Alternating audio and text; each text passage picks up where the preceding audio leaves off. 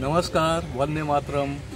75वें साल के लिए हार्दिक शुभकामनाएं। आज आज़ादी दिवस के 75वें साल को हम लोग बहुत ही हर्षोल्लास से मना रहे हैं। जितने भी हमारे देश के कोने कोने में बसे हों उन सभी को भी आज़ादी दिवस की हार्दिक शुभकामनाएं। तो आज जो आज़ादी दिवस का जो एक माहौल देखने को मिला हमारे भारतवर्ष में, ये बहुत ही एक अचंभित करने वाली चीज़ है।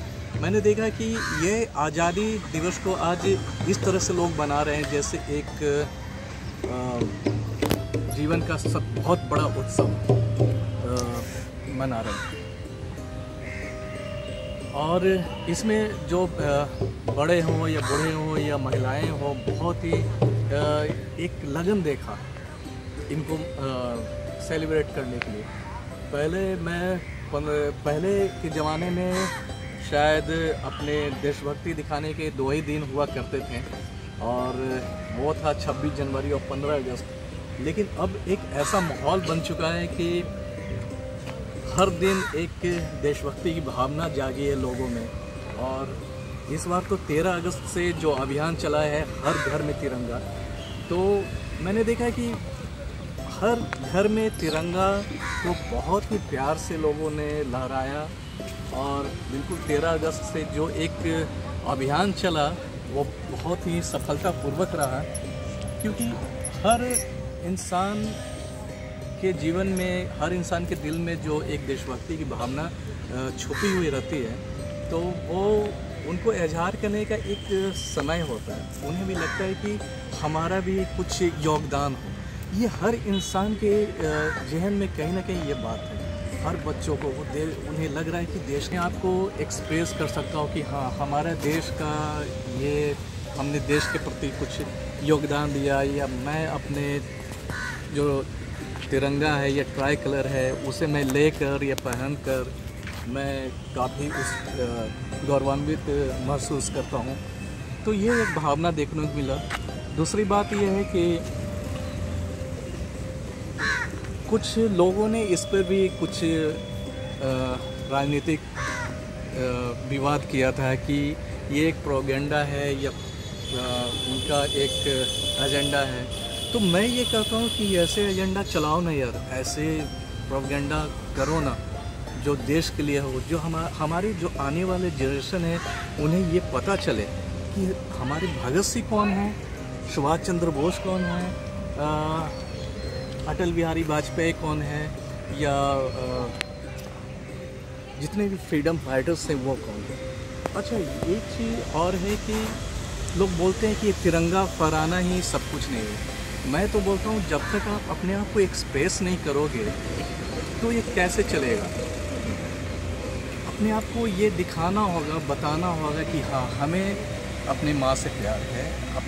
ये माँ से तो प्यार सभी को रहता है, लेकिन क्या होता है कि वहाँ हम एक्सप्रेस करते हैं। अगर हम एक तिरंगा हमने पकड़ा तो हमारे चेहरे पर एक अलग खुशी आती है, हमारा एक विचार बदल जाता है, हमारा एक विचारों में शुद्धिकरण होने लगता है। ये आपको भी ऐसा महसूस होता होगा। मुझे तो बिल्कुल होता है ऐसा। अच्छा, तिरंगा लहराने से क्या होगा? अच्छा, मैं बोलता हूँ कि यार क्या होगा। कुछ लोग ने बोला कि थोड़ी ना खाना तो एक यार, तो कीड़े मकोड़े भी जी लेते हैं।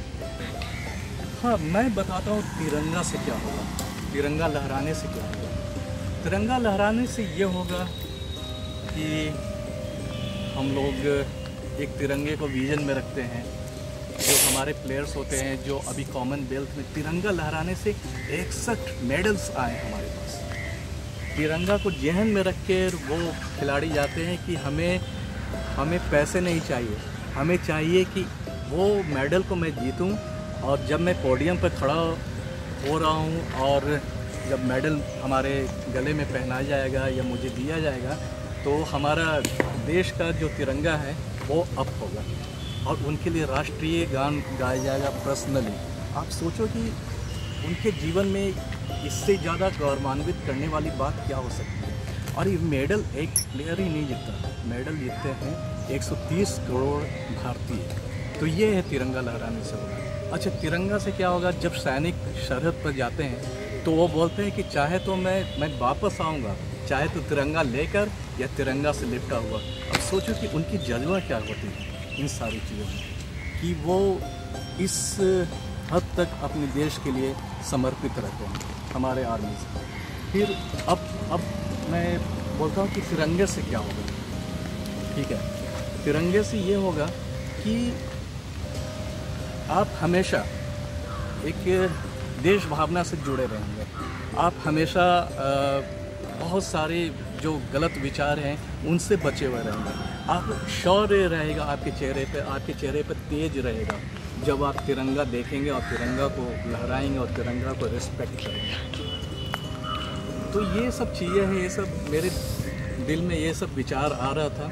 और बस एक बहुत ज़्यादा मैं इस वीडियो को लंबा नहीं खींचूँगा, लेकिन मैं ये एक चीज़ और है मैं बताना चाहूँगा कि पढ़ाई लिखाई ठीक है, हर पेरेंट्स अपने बच्चों को पढ़ाते हैं, लिखाते हैं, अच्छे इंसान बनाते हैं। लेकिन अगर आपके पास टाइम मिले या हमें मिले, मैं भी चाहूँगा अपने बच्चों को ऐसा सिखाना, वो हमेशा हमारे हीरोज़, रियल हीरोज़ कौन हैं या कौन हैं। हमारे रियल हीरो वो हैं जो मेडल जीत के आते हैं, प्लेयर्स हैं जो हमारे देश का शान बढ़ाते हैं। हमारे रियल हीरोज़ वो हैं, अभी पद्म भूषण पिछली बार जिनको मिला या जो भी अवार्ड मिले वो किनको मिले, वो कोई जंगल से आ रहे हैं, कोई समाज सेवा करके आ रहे हैं, कोई छोटे शहरों से आ रहे हैं, जिनका शायद हम लोग नहीं जानते।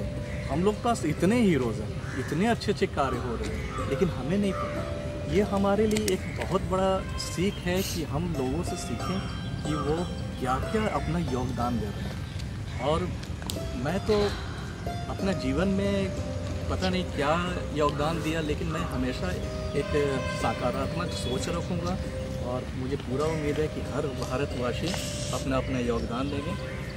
तिरंगा लहराने से क्या होगा? तिरंगा लहराने से क्या होगा? ये तिरंगा का ही ताकत था। जब यूक्रेन और रसिया का जो युद्ध हुआ तो एक तिरंगा लेकर ही वो वहाँ जो फंसे हुए थे, जितने भी हमारे भारतीय स्टूडेंट्स थे या जो भी थे, एक तिरंगा की ताकत से ही वो सीधा अपने अपने घर आए। ये है तिरंगा का ताकत और ये है आपकी ताकत, और ये ताकत हमारी बढ़ती ही जा रही है। हम फिर से विश्व गुरु की ओर अग्रसर हो रहे हैं। लगे मेरे विचार, और ये मेरे जहन में ये चीज़ आया, मैंने 13 अगस्त से जो एक इस तरह की चीज़ें देखी, इस तरह का एक माहौल देखा कि हर ठेला वाला, हर रिक्शा वाला या हर घर में, हर गली चौराहे पर तिरंगा का अभियान जो चला, मुझे देखकर बहुत ही खुशी हुई, बहुत ही अपने आप को गौरवान्वित महसूस कर रहा हूँ। तो ये विचार आया, मैंने एक मेरे पास प्लेटफॉर्म था जो आप लोगों के सामने रखा, और मेरी शुभकामनाएँ सभी लोग के लिए कि बहुत ही आप लोग खुश रहें, बहुत ही अच्छे से रहें। और अगर ये मेरा वीडियो पसंद आया तो लाइक सब्सक्राइब करें, और अगर कुछ सजेशन आप देना चाहते हैं तो आप बिल्कुल दे सकते हैं मुझे। जय हिंद, वंदे मातरम। अटल बिहारी वाजपेयी जी की कविता की एक पंक्ति है, भारत कोई भूमि का टुकड़ा नहीं, ये जीता जागता राष्ट्र पुरुष है।